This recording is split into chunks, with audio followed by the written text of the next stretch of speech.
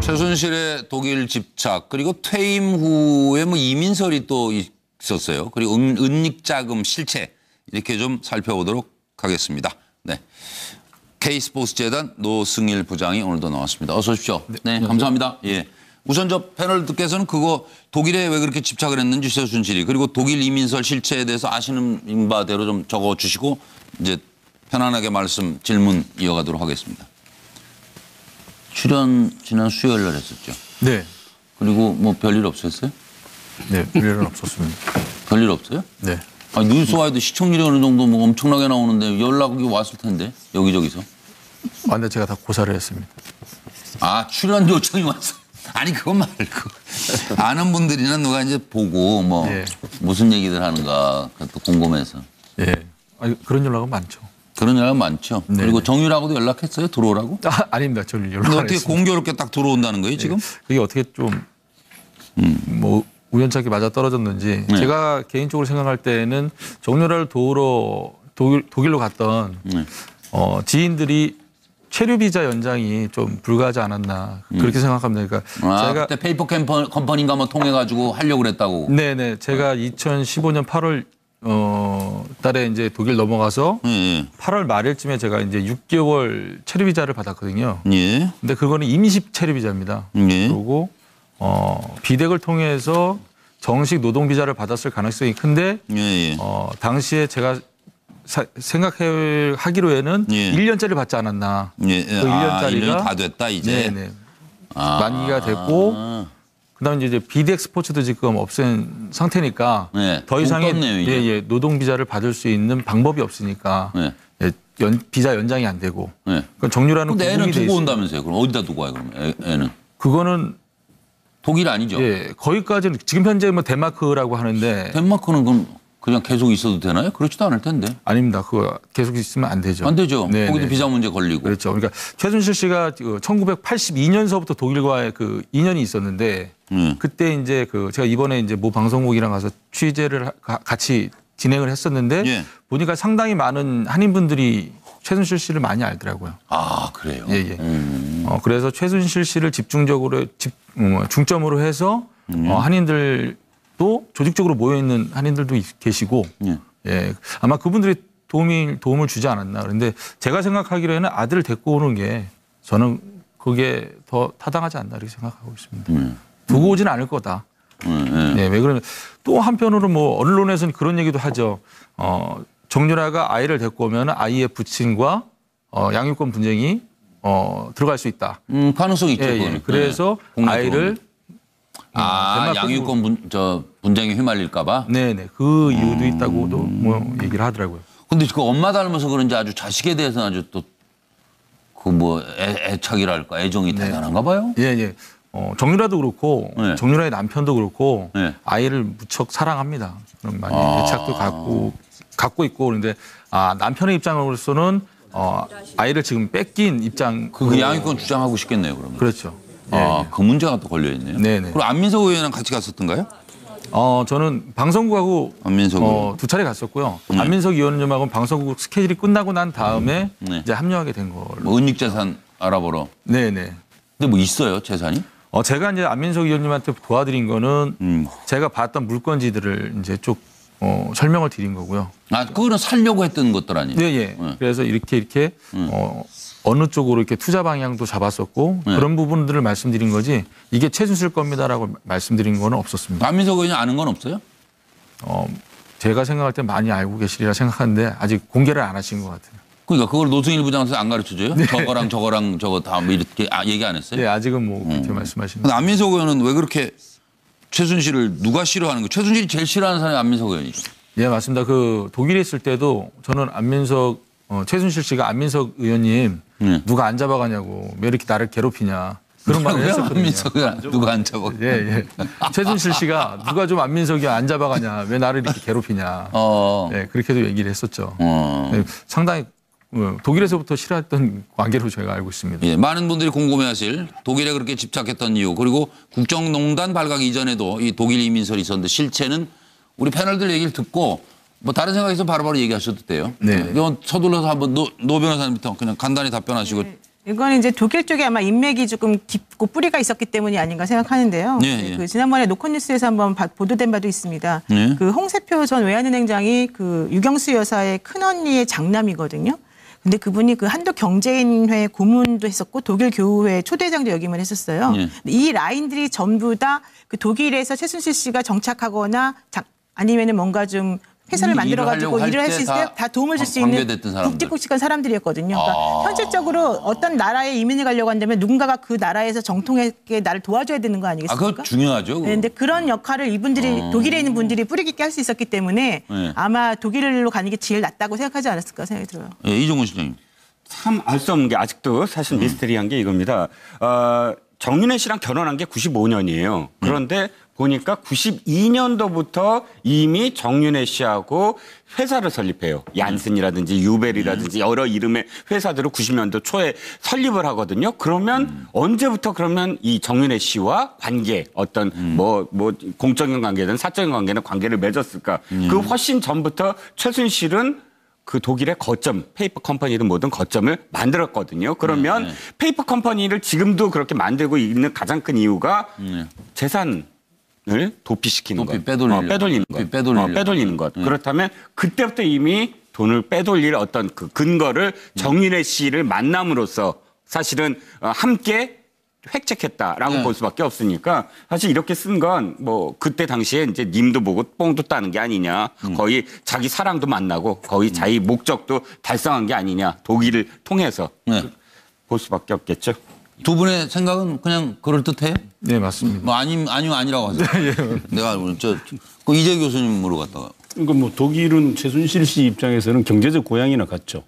그러니까 1980년대에 이미 그 데이비드 윤의 아버지인 윤남수가 독일에 거주하고 있는데 이 윤남수 씨가 그런 얘기를 하지 않습니까? 언론에.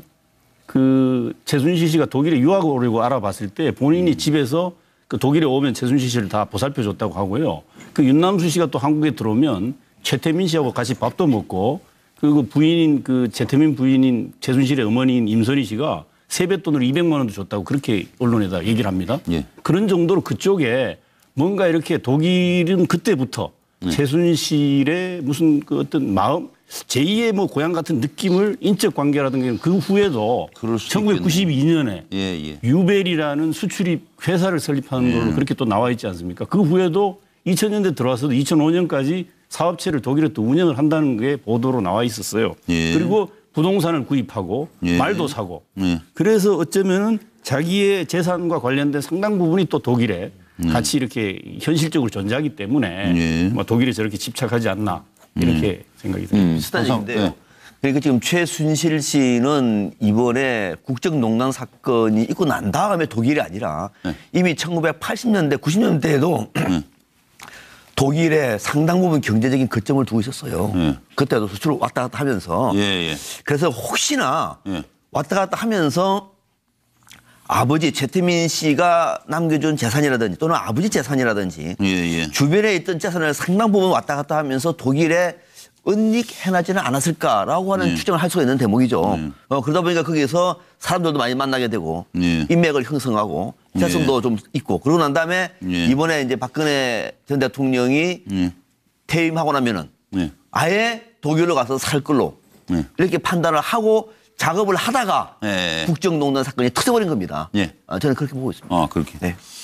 저는 뭐 어차피 최순실 씨가 거기 독일에 젊은 시절에 유학도 다녀왔고 그런 관계 등으로 인해서 지인들이 많기 때문에 일단 뭐 외국으로 나간다면 독일을 선택할 수밖에 없지 않겠느냐 그러는데 지금 노승일 부장 얘기대로 부동산도 사고 뭐 어찌고 해서 그런 경제적 기반을 독일에다 두었다고 하는데 과연 독일 가치로 이런 뭐 자금 세탁이라든가 뭐 돈 세탁 이런 것들이 아주 엄격한 사회에서 과연 독일에서 우리가 뭐 그동안 한 차례 나왔던 뭐 몇천억이 있네 조 단위가 있느니 이게 가능할까? 독일 같은 데서 그 엄청난 그런 수사력이라든가 그런 것에 대해서 엄격하고 또 상당히 징벌적 그런 그 엄청 형량이 무섭죠. 형량도 무섭지 않습니까? 그렇기 때문에 독일은 하나의 자기가 사는 하나의 그 어떤 그냥 거주 거점이고 기반이고 돈은 그 딴 데로 옆에 스위스, 빼돌리고. 리히텐슈타인 그 돈을 그게 그렇게 돈 빼돌릴 수 빼돌리기 위한 하나의 좀 뭐 성동 격서 작전 아니었나 하는 느낌을 갖습니다. 예. 소설을 쓰시네요. 그런 생각이 있으면 바로 얘기하세요. 가능성 있는 얘기들이 지금 다? 예, 가능성은 충분히 다 있고요. 제가 생각할 때는 독일이라는 모델을 갑자기 이제 2014년에 만든 게 2015년에 만든 게 정유라가 고등학교 3학년 때 임신을 하잖아요. 임신을 하고 아시안 게임을 뛰고 그 다음에 2015년 5월 8일 날 이제 출산을 한단 말이죠. 그러고 난 다음에 바로 독일로 갑니다. 정유라가 출산이 임박해 오면서 독일에 대한 모델이 생긴 거예요. 그 코어 스포츠라는. 네. 그러니까 갑작스럽게 이렇게 땡긴 거는 정유라 출산이 시초가 되지 않았나. 저는 그렇게 생각하고요. 음닉재산 같은 경우는 최순실 씨의 방법을 한번 그 한 가지만 말씀드리면 제가 알고 있는 한 가지예요. 부동산 명의를 차명을 해 줍니다. 그리고 차명인이 이제 주인이 되겠죠. 그럼 차명인하고 최순실하고의 이명 계약을 합니다. 어떤 이명 계약이냐면은 차용 거래증을 차용 증서를 또 작성을 합니다. 그럼 이 사람은 부동산을 또 함부로도 못 팔고 부동산을 팔게 되면 이 사람한테 내가 돈 빌려준 것 같이 차용 증서를 썼으니까 거기에 대해서 또 청구를 할 수 있고 이런 안전장치를 마련해 놓기 때문에 차명 재산을 좀 유심히 좀 잘 봐야 될 거라고 생각합니다. 독일 이민이 쉬워요? 어렵습니다. 네. 난 그렇게 간단하지 않다고 보는데. 네, 맞습니다. 그럼 그때 거기 다니면서 같이 다니셨잖아요. 네네. 부동산 보러 다니고. 네네. 부동산을 왜 샀어요? 그렇게 왜 사러 다녔어요? 산 거 있어요? 보러만 다녔어요? 제가 있었을 때는 저랑 같이 이제 부동산 물건지를 보고 다녔는데 제가 이제 들어오고 저도 모르는 사이에 독일에서 저도 있었을 때 제가 이제 반해골을 당한 상태에서 저도 모르게 이제 매수를 했더라고요. 슈미텐에. 예. 그때가 제가 이제 그 비빌루스 마장이 있을 때거든요. 저도 모르게 좀 화면에 나오는 비덱 타운하우스나 그다음에 정유라가 머물던 집이나 두 건의 물건지를 샀더라고요. 네. 그러고 나서 이들은 저를 놔두고 조용히 이사를 간 거죠. 저만 남겨두고 슈미텐으로. 네. 근데 뭘 잘못해서 그렇게 밉보였어요? 아, 저요? 네. 제가 뭐 다시 한번 생각하면은 그거 같아요. 잠깐만 이용하려고 했던 사람인데 여기에서 오래 머무면은 자기들 이제 부담스러우니까 빨리 내보내려고 했던 게 아닌가 그렇게 생각합니다. 그 당시에도 그런 생각을. 네, 그렇죠. 왜 그러면 2014년 2월 달에도 사단법인 공기업 만들고 바로 한 달 만에 그 해고를 당하고 그리고 2015년도에 그 8월 달에는 코어 스포츠 만들고 삼성하고 그 계약이 끝나자마자 바로 나가라 그러거든요. 나는 하나 이해 못하는 게 그때 보험급을 200인가 300 받았다는데 아니 국내에서도 200, 300 주는 데가 어디가 있습니까? 그런데 왜 독일까지 쫓아가서 2, 300 받으면서 그렇게 최순실 씨를 따라다녔는지 나는 그게 참 이해가 안 가요. 독일에서는 세후 350이면 많이 받는 겁니다. 아 그래요? 네, 세후 350이면 많이 받는 겁니다. 국내에서도 뭐 그렇게 많이 못 받았잖아요. 근데 제가 뭐 이제 무슨 스포츠 최순실한테 마케팅 뭔가 희망이라든가 기대라든가 뭔가 있었기 때문에 그렇게 여러 가지 구박을 소위 말해서 구박을 받으면서도 그랬을 거 아닙니까? 네. 제가 이제 대학을 졸업하고 대학원을 스포츠 마케팅을 전공을 했거든요. 석사 과정을 이제 수료를 했는데 연장선상으로 봤었어요. 독일 가서도 다시 석박사를 다시 받고 싶었고 스포츠 마케팅도 공부도 하고 싶고 스포츠 마케팅. 예. 저한테는 좋은 기회였었어요. 회사도 차리고 싶고. 월급보다도 비전을 보고 앞으로 이 길을 가면은 괜찮겠구나 싶어서 모처럼 해도 전공을 살릴 수 있는. 맞아요. 살리고 아이고 최 회장님이 돈이 많잖아요. 그러니까 어떻게 잘 따라다니다 보면은 뭐 하나 딱 맡겨줄까 그런 생각했죠, 솔직히.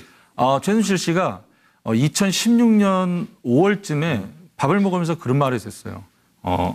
내가 스포츠 센터를 하나 만들 건데 추후에 그러면 내가 노부장한테 지분을 주겠다라는 얘기를 했어요. 거봐 꼭 이런다니까. 그래가지고 그거를 이제 당근이 있었고 당근이 있다니까. 거절을 했죠. 저 같은 경우. 왜 거절을 했어요?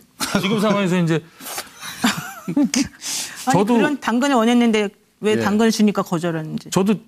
저는 양지에서 살고 싶지 음지에서 살고 싶은 생각은 없었거든요. 그러니까 그 당근을 받는 순간 그 사람한테 썩은 당근일 수 있으니까. 평생 그 충성을 하면서 살아야 되는 그런 구조잖아요. 근데 그건 그러니까 독이든 당근일 수 있다 이렇게 말이 안 봤다는 맞는 것 같은데 그분을 통해서 독일에서 뭔가 어떤 활동할 수 있는 그런 계기나 고리를 만들려고 했던 사람이 그렇게 합법적인 스포츠 센터를 만들어서 그 지분을 주겠다라고 하는데 그게 왜 문제가 되고 이 사람에게 항상 그 말리게 되는 그런 상황. 당시에는 스포츠센터 뭐 다들 아실 거예요. 시청자분들도 아실 거예요. 경기도 하남 그 대한체육회 테니스 부지가 있었어요.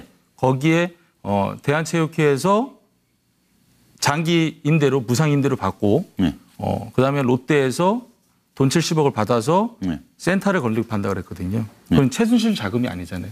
그러니까 저는 그 진분에 대해서는 그렇게 뭐 관심도 안 가졌던 상황이었던 거죠. 그렇다고 최순실이가 자기 돈 줄 리도 없잖아요.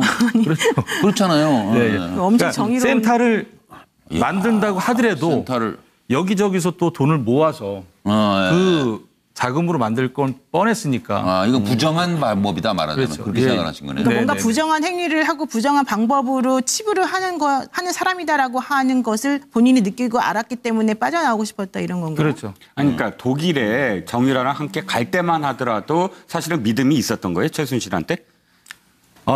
저는 최순실한테 믿음은 없었고요. 친구에 대한 믿음은 있었어요. 친구에 대한 믿음이 있었고. 고영태 씨 때문에 갔다. 네네. 아니, 그러니까 다시 여쭤보면 지금 그저께하고 조금 다른 게 뭐냐면 이겁니다. 본인의 어떤 욕심이 있잖아요. 분명히 그 욕심이란 게 나쁜 욕심이 아니고 독일에 가서 공부도 하고 뭐 하려면 어쨌든 최순실 씨에 대한 최순실 씨를 한테 이렇게 가면 뭔가 나오겠다. 그런 가능성이 있겠다. 좋죠. 그런 어떤 가능성을 보고 가신 거란 얘기 아니에요. 제가 독일에 대한 그 고영태한테 제안을 받았을 때는 공부도 더 하고 싶었고 제가 한 가지 못하는 게 다 뭐 못하는 건 많지만은 한 가지 제가 살아가면서 아쉬웠던 게 외국어를 하나 못해요. 그러니까 외국어 유창하게 좀 하고 싶고 스포츠 독일어도 마케팅 배우고 하려면. 또 석박사도 한번 공부도 계속 쭉 하고 그런 부분에 대해서 친구하고 많은 대화를 오갔죠. 예.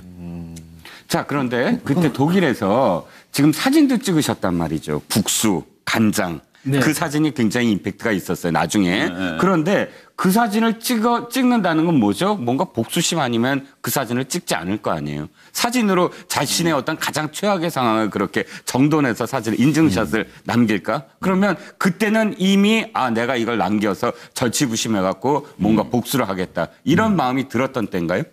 아니요. 그런 뜻으로 사진을 찍은 건 아니고요. 제가 힘들게 살아가는 과정을 한번 남기고 싶었었어요. 그냥 다른 그냥 복잡한 기념 뜻이 사진이었지. 아니고. 뭐 다른 뭐 의도가 있어서 정말 찍어놓은 건 뭐 여기가 노승일 부장 청문회하는 자리는 아니잖아요. 아니 그 지금 표정을 우리 보니까 지난번으로 끝낼 걸 괜히 나왔네 싶은 것 같아 지금. 우리가 원래 가보자는 길 가시죠. 아니 제가 여러 말씀 중에서 몇 가지만 그냥 네 아니요로 간단히 답할게요. 독일 이민에 대해서 같이 다니면서 들은 적 있어요? 직접? 독일로 이민 가고 싶다라는 뭐 그런 비슷한 얘기를?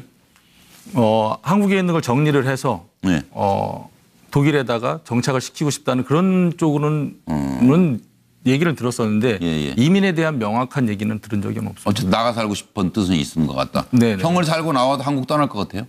네, 그럴 가능성이 충분하다고 봅니다. 그럴 가능성이 충분하다? 네. 그리고 독일 가면은 그걸 모르요. 최순실이 한국에 있을 때 하고 그게 중요한 거거든요. 독일이 뭐 제2의 고향이라고 아까 뭐 말씀들 하셨잖아요. 그럼 독일 가면 표정이 달라져요? 사람이 달라져요? 똑같아요. 한국이나 독일이나 표정은 똑같고요. 태도가 달라져 좀 후해진다든지. 아니 그 성격이 아닙니다. 아니에요? 예. 독일 가면 독일에 오면은 제가 이제 처음에는 국내에서 겪었고 두 번째는 이제 독일에서 겪었잖아요. 더 날카로웠었어요. 왜 그러냐면 왜 그럴까요? 본인의 딸을 위해서 이렇게 모아놓은 사람들인데 다른 일을 하고 있거나 뭔가 뭐를 하고 들킬까 봐. 그런 거에 대해서 그 많이 날카로워 있었고 박은호 원장님은 그 대한승마협회 박은호 전 전무는 정년이를 맨투맨을 했어야 됐거든요. 그런데 자리를 비운 일이 많았었어요. 그래서 최순실이 거기에 대해서 불만을 굉장히 많이 가졌었죠. 그 부부 사이는 어땠어요? 정윤회 최순실 부부는? 제가 못 뺐어요. 그 부분들은. 같이 있는 부분들은 못 뺐어요. 단 한 번도 최순실 회장 밑에서 일하면서 정윤회와 같이 있는 거는 본 적이 없다. 네네. 제 기억은 2014년 2월이고 3월이었으니까 그때는 아마 이혼이 되고 난 다음에 제가 반납했지 않았을까. 얘기한 적도 없어요? 네, 전 네. 남편에 대해서? 네네네. 송지현 앵커께서 좀 전에 그 물어보신 게 저는 이 의미라고 봐요. 독일 가서 어땠느냐. 자, 그 최순실 씨가 사실은 독일에 그렇게 거점이 많았다. 82년부터 해서 그렇다면 그때 그 자기 딸을 케어하는 것 이외에 다른 사람들을 만나러 다니거나 교포 찾아온 사람이나 이런 건 못 봤어요. 혹시 독일에 가면 사실은 그런 활동들이 있어야지만 페이퍼 컴퍼니가 뭐 있고 페이퍼 하니까 컴퍼니를 뭐 뭐 굉장히 할지 바쁘게 움직여 않을 거 비즈니스 거점이 거기니까. 그 최순실 씨는 항상 그 일할 때 가려요. 내가 움직이는 걸 내가 같이 일하는 사람이라도 못 보게끔. 내가 누구를 만나는지도 가려요, 항상. 그래서 제가 이번에 가서 이제 독일 가서 이제 교민들하고 이제 쭉 얘기를 하다 보니까 최순실 씨가 1982년에 독일에 왔었고 그다음에 하이델베르그 유니버시티에 다니지는 않았대요. 왜 그러냐면은 입학을 하려면은 언어가 이렇게 통과가 돼야 되는데 그게 통과가 안 돼서 입학을 못했고 그다음에 이제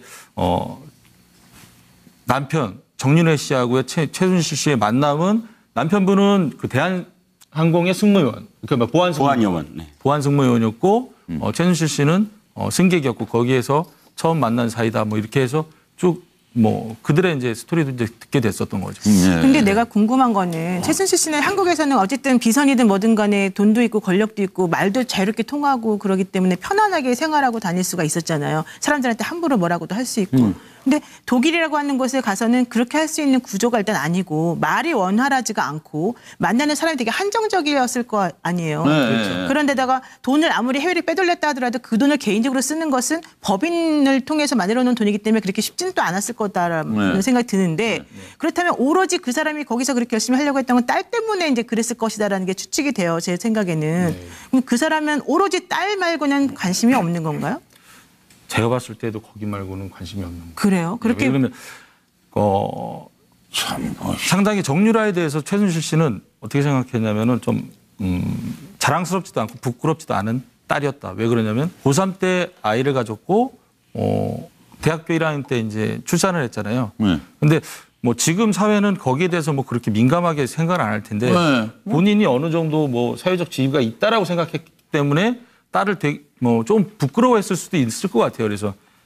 그래서 독일로 보내버렸는데 자리를 옮겨서 거기에서 외손주도 키우고 뭐 이러려고 했던 건 아니었나 저는 그렇게. 그런데 딸하고 사실 그렇게 관계가 썩 좋아 보이지는 않고 우리가 듣기로는 딸인 정유라 씨가 어머니에 대해서 함부로 말도 하고 막 욕도 하고 소리도 지르고 고맙다는 생각도 거의 안 하는 사람이었다라는 걸로 저희가 들었었는데 그러면 본인이 그렇게 모든 것을 다 버리고 오로지 딸만을 위해서 애를 쓰지만 딸은 그에 상응하는 무언가를 정서적이든 뭐든 간에 해주고 있는 건 아니잖아요. 그런 거에 대해서는 어떻게 생각하던가요, 그러면?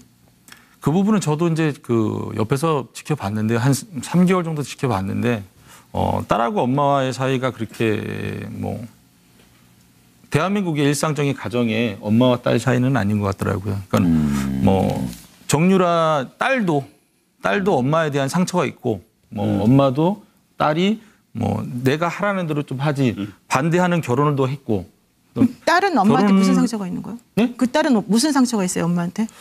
제가 저번에 말씀드렸듯이 뭐 워낙에 또 아버지 엄마가 또 바쁘게 살다 보니까 본인한테 신경 써준 게 좀 적지 않았나라는 생각을 좀 많이 했던 것 같아요. 타기 싫은 말을 타기. 제가 봤을 때는 정유라는 친구는 좀 많이 외로워 보였어요. 그래요? 예, 외로워 보였어요. 그래서 남편을 만난 것도 그 외로움을 달래기 위해서 이렇게 만나다가 뭐 사이가 좋아져서 이렇게 아이도 갖게 된 거고 그런 걸로 알고 있어요. 하나만 더. 지난번에 사실 그저께 저는 새로운 사실 하나 알게 된 게 정유라의 폭로 하려고 했던 정유라가 기자회견을 하려고 했던 것 그게 이제 저 귀에 담아 들었거든요. 자, 그 얘기 조금만 더 자세히 해보시죠. 뭘 폭로하려고 했던 거예요? 그리고 계기는 뭐예요? 당시 이제 폭로하려고 했던 게 이제 그거가 뭐 이건 제 추측입니다. 뭐. 몇 살이에요, 정유라가 그때 당시에? 당시에 폭로를 했을 때가 이제 19살이었었죠. 고등학교 3학년 때 2014년이니까는요. 당시 이제 본인의 그 남편하고의 교제를 부모님이 반대를 하고 있었고 본인은 집을 가출한 상태였고 교제를 허락해주지 않으면 나도 집안에서 있었던 일을 뭐 폭로하겠다. 그런데 워낙에 또 최순실 씨하고 정윤회 씨 그 이 두 분은 또 박근혜 전 대통령하고도 가깝잖아요. 그리고 박근혜 전 대통령의 비서실장도 정윤회 씨고 거기에서 많이 오고 갔던 대화들이 좀 많았지 않았나. 타겟은 폭로의 타겟은 박근혜 전 대통령과 관련된 게 아니었나. 이게 저는 이렇게 폭로 내용이 네. 말하자면. 네. 그러니까 엄마 아빠가 그렇게 벌벌 떨고. 그렇죠. 네? 네. 예. 그때 뭐 난리가 났다 뭐 네. 그런 게. 네. 네. 그렇지 않고야 뭐 엄마 미워요 정도 폭로가 폭로예요 그게 사실은. 그렇죠. 그렇잖아요. 그걸 뭐 말리기는. 말릴 일도 아니고. 하여튼 좀. 근데 그 얘기를 노 부장은 누구한테 들었다고요? 그거는 좀 말씀드리기가 좀 곤란합니다. 아, 그렇죠. 믿을 만한 사람의 얘기인가. 네. 근데 이제 사실 그 나이에 반항을 하는 그런 차원이라고 저는 이제 그렇게 분석을 하는 거죠. 네. 기자회견을 연다는 그런 발상 자체는 좀 놀랍지만 저도 놀랐어요. 엄마 아버지 옆에서 배웠나 보긴 한데 근데 그게 뭐 실제로 기자회견을 자기가 자청해 갖고 뭐 하려고 했을까 이런 좀 이제 저는 저항하는 반항하는 취기 정도로 이렇게 봤고요. 네. 제가 좀 하나 여쭤보고 싶은 건 독일에 그 가 계실 때 3개월 동안에 데이비드 윤이라는 사람을 본 적 있어요?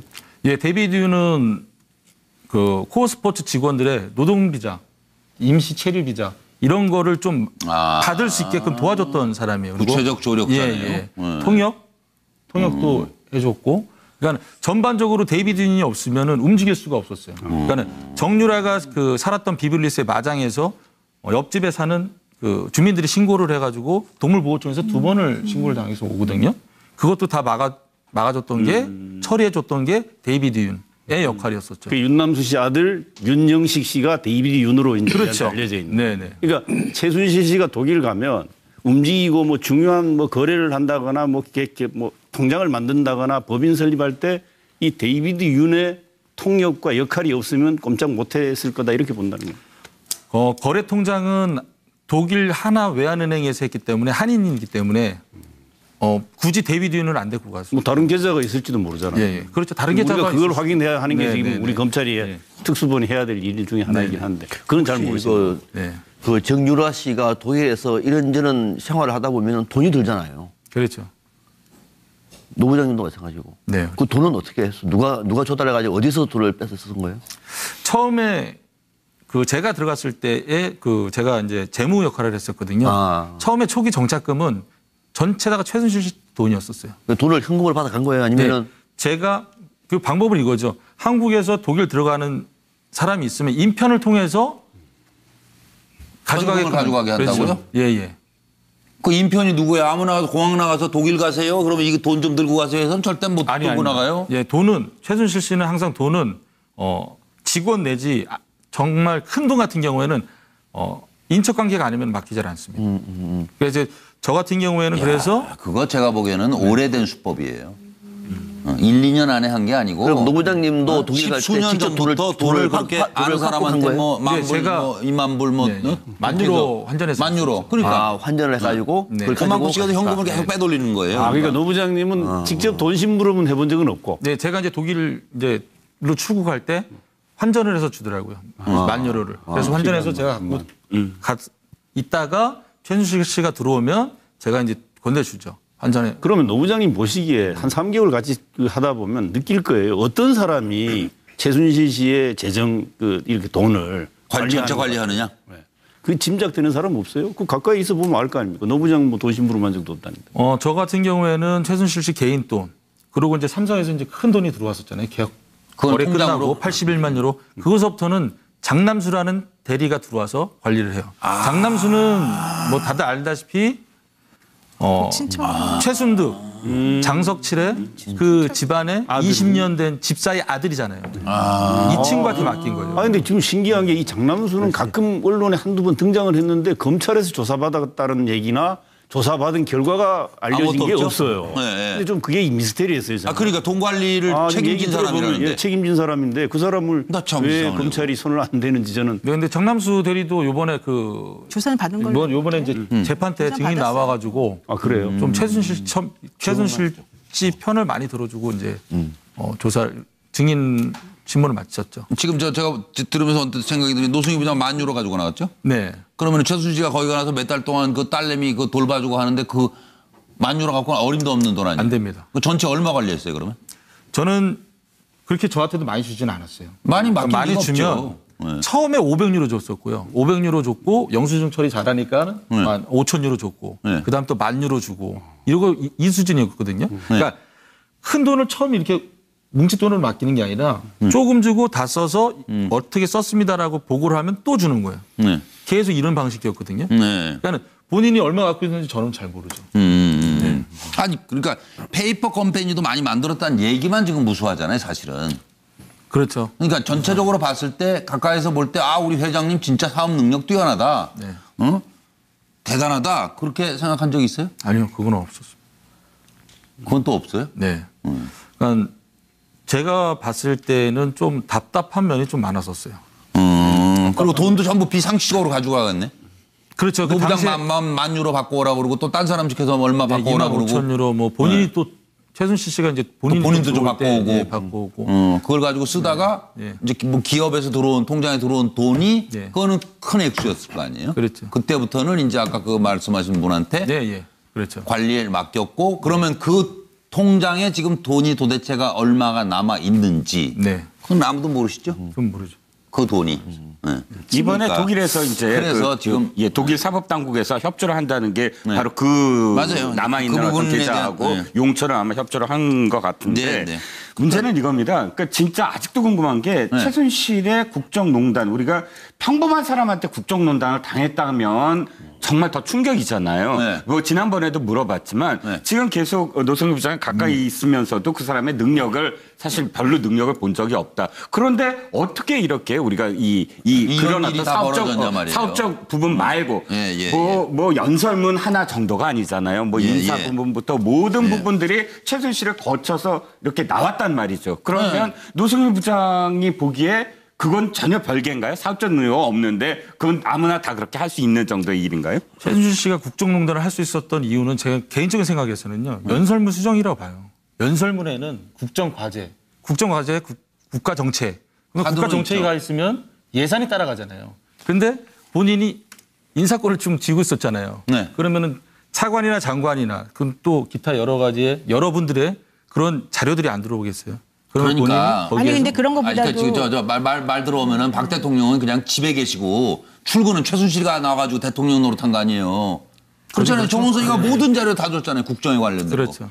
거. 인사 자료 다 주고. 예. 네. 그 예를 들면 이런 거가 궁금하다는 거죠. 그러니까 박근혜 전 대통령이 중국인가 어딘가를 떠나기 전에 이제 무슨 회의를 비서관들끼리 한번 회의를 해가지고 국민들에게 뭔가 한마디 하고 떠나라. 그리고 중국 가서 뭐 얘기할 때 뭐 한국말로 최순실이가 뭔가 했다는 그러니까 고맙다고 말해라. 뭐 이런 것들을 최순실 씨가 알려줘가지고 그때 가서 성공적으로 마쳤다. 이런 회의도 얘기가 열고. 있단 말이에요. 그럼 과연 그런 아이디어를 본인 스스로 그렇게 생각해서 냈었느냐. 우리는 그런 거는 그 사람이 물론 개입해서 잘 됐다라고 하는 측면들이 한 몇 가지가 있잖아요. 그러니까 그런 것들을 어떻게 할 수 있었느냐. 그 그런 사람이 능력. 그렇게 능력이나 순발력이 뛰어나고 감각이 있었던 사람이냐. 아니면 지금 말씀하신 것처럼 뭐 인사권이나 자료를 많이 받았기 때문에 그렇게 할 수 있다는 부분하고 이건 조금 다른 부분인 것 같아서 그런 능력이 뭐냐는 거죠.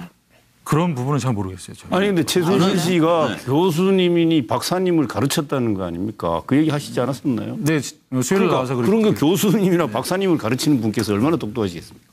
그러니까 이런 어떤 가르친 이런 것보다는 부분으로 말씀하시는 것 같아요. 그러니까 아마 스스로 말을 진화했다. 앞에서 못했던 것 같아요. 점점 정보도 많이 들어오고 하면서 그것으로 스스로 진화하는 아니요. 최순실 정도 위치가 되면은요.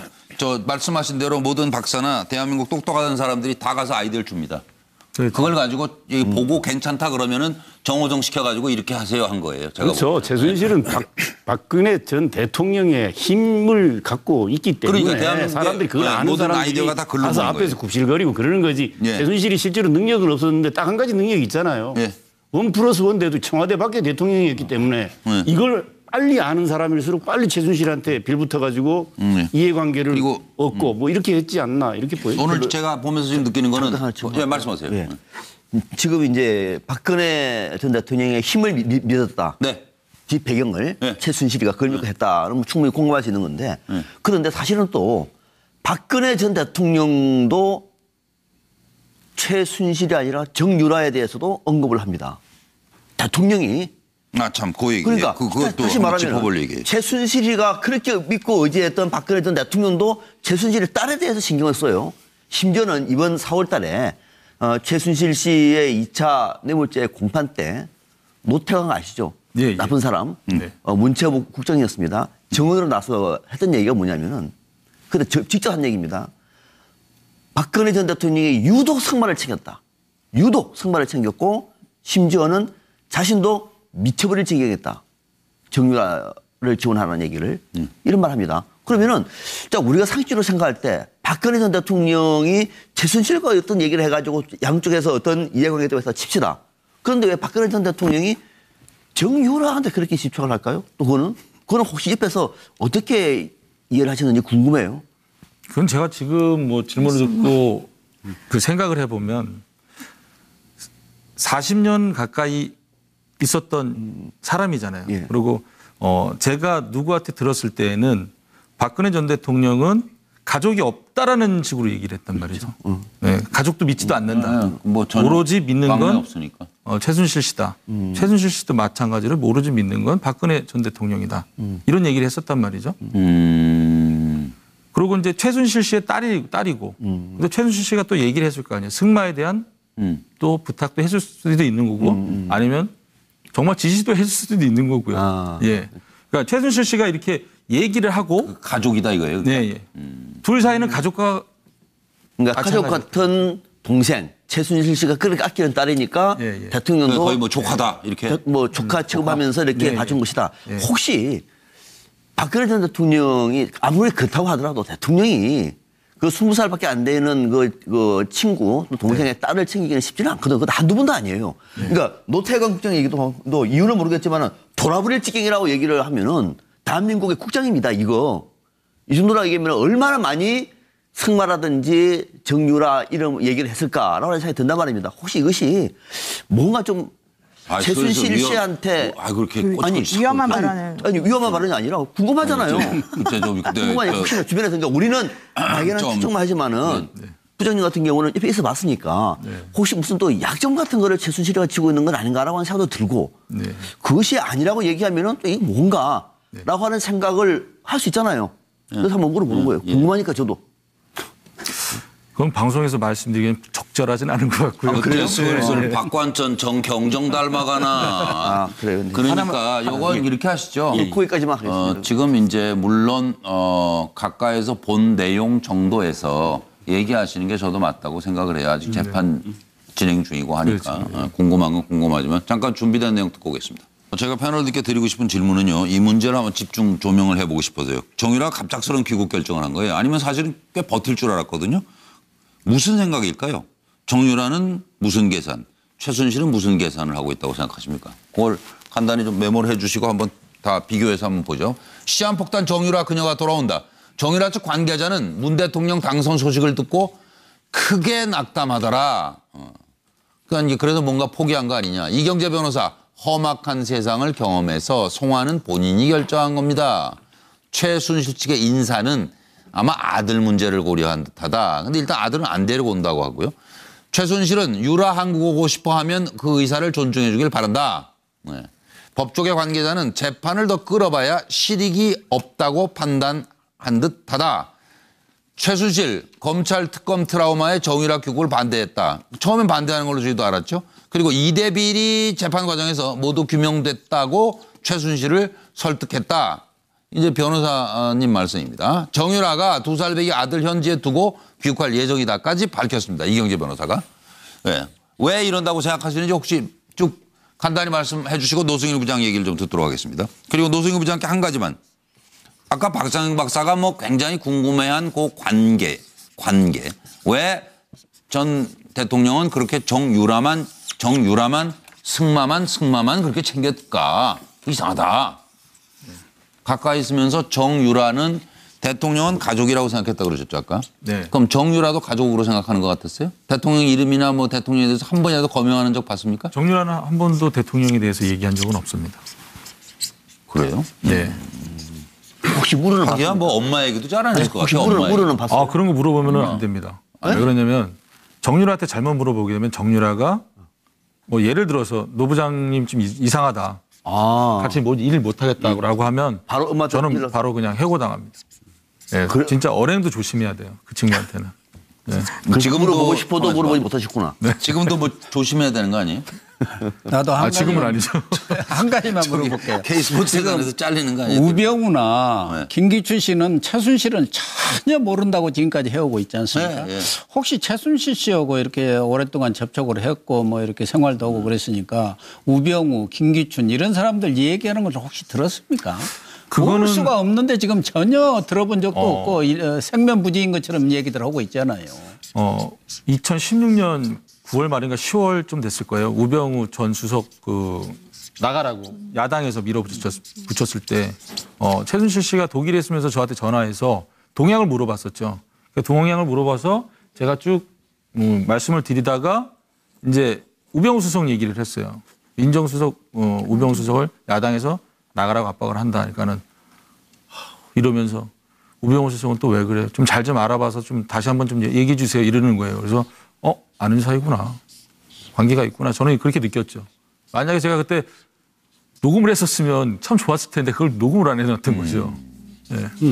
아는 사이는 맞다고 저는 생각합니다. 통화하면서 네, 제가 느꼈을 때는 아는 사이는 맞습니다. 우리 패널들은 이 최순실 정유라 무슨 계산으로 갑작스러운 귀국 결정을 했는지 간단히 짚어주시고 노승일 부장에게 들어가겠습니다. 노 변호사님, 무슨 계산이에요 지금? 어차피 1심에서도 그 송환 결정이 내려진 상태이기 때문에 항소심에서 뒤집어지지 않을 거거든요. 그러면은 현실적으로 그 덴마크 구치소에 계속해서 구금되어 있는 게 본인의 한국에서의 그런 구금에 전혀 영향을 미치지 않기 그렇죠. 때문에 오히려 그건 이중으로 그거니까. 처벌을 받는 것밖에 네. 안 돼요. 그러니까 당연히 그냥 지금이라도 매를 맞는 게 낫겠다. 빨리 네. 와서 처리하자라는 것 같고 네. 이제 최순실 씨 입장에서는 정유라 씨가 사실 무슨 생각을 갖고 있는지 혹은 자기가 알고 있는 걸 어떤 식으로 네. 터뜨릴지를 잘 모르기 때문에 가급적 안 들어왔으면 좋겠다라는 생각을 하고 있겠죠. 네. 그러니까 아마도 터지면 안 되는 시한폭탄으로 여기고 있을 것 같아요. 네. 그 폭탄 뇌관을 좀 제거하지 않았을까요? 그 뇌관이라는 게 어차피 지금 최순실이 보기에 지금 일단 특검 조사도 받았고 뭐 검찰 특수본 조사도 받았고 재판도 어느 정도 진행이 됐단 말이죠. 그럼요. 그러면 많이 지금 지나갔어요. 내한테 많이 불리한 지나갔어요. 것, 검찰이 알고 있는 것, 재판부에 영향을 미칠 것이 범위가 이제 스펙이 좀 나왔다는 거죠. 그러니까 자기 딸한테 이러이러한 부분만 사실은 네가 끝까지 커버해 달라 하는 것을 그러니까 그런 뇌관만 제거하면 사실은 지금에 와서 우병우가 더 궁금하지 사실 그러니까 국민들이 지금 정유라 이렇게 궁금해할까요? 그런 정도의 어떤 그 상황이 아닐까 싶습니다. 저도 비슷한데 예. 그 최순실에 대한 접촉 금지령이 풀린 뒤에 그 편지도 보내고 이경재 변호사를 통해서 여러 가지 얘기를 나눈 걸로 이렇게 알려져 있잖아요. 편지도 보냈잖아요. 접촉 금지. 그렇다고 한다면은 최순실 씨는 정유라가 들어오기 전에 어느 정도 이 판도라 상자가 아닌 뭔가 사전 조율이 어느 정도는 되지 있었을 않겠냐는 것이다. 생각이 들고 정유라 입장에서는 거기 쓴들 어차피 지금 고법에서도 귀국 이런 결정이 날 가능성이 많고 또 국내에 들어온다고 하더라도 사실상 특검 수사라든가 또 2대 그런 수사 이런 부분도 다 끝났기 때문에 거기나 여기 있으나 큰 차이는 없지 않겠느냐 그런 차원에서 들어온 것 같고. 재산 관리도 누구 장시호한테 맡겨 있어요? 이제 딴한테 맡겨야지.